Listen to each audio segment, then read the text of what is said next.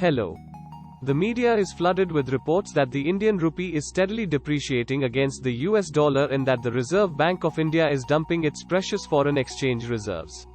This twin decline has been a cause of great public concern as a strong rupee and high reserves are seen as key indicators of good economic health. However, the key questions to be asked are: should Indian authorities worry? While three of India's bordering countries Pakistan, Sri Lanka and Bangladesh are on the IMF's doorstep seeking emergency loans to bridge the current economic crisis, India is far from such a situation.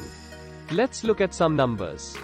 India's foreign exchange reserves hit a record high of $645 billion at the end of 2021. Since then it has dropped to current levels at $525 billion. During the same period, the rupee peaked at 74 rupees per dollar at the beginning of the year before dropping to 82 rupees per dollar in present day. Let's compare these to some key indicators of the US economy. US inflation has risen from 1.4% in 2020 to an all-time high of 8.2% today. This year, the US Federal Reserve increased its key interest rate from 0.25% at the beginning of the year to 3.25% today. What is the result of all this? Two major developments have driven the global economy since 2020. At first it was the onslaught of the pandemic, and its receding allowed the global economy to regain momentum. Secondly is the beginning of the Ukraine war earlier this year. The latter's impact was severe and rapid. Western Europe is in an energy crisis as the supply of fossil fuels from Russia, which is heavily dependent on Western Europe, has stalled. The rest of the world has been hit by skyrocketing global energy prices, leaving developing nations in a foreign payments and economic crisis. A country's vulnerability to these shocks depends on how dependent it is on foreign supplies. It doesn't matter if the economy is developing or developed. Both Germany and Sri Lanka are deeply traumatized by the uncertainty of access to energy supplies. India is in a somewhat special position. It relies on an external power supply, but is not in critical condition.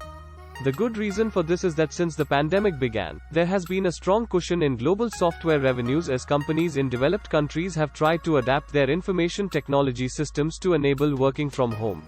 We are also trying to reduce long-term costs by going digital and moving to the cloud where you pay by use rather than by contract.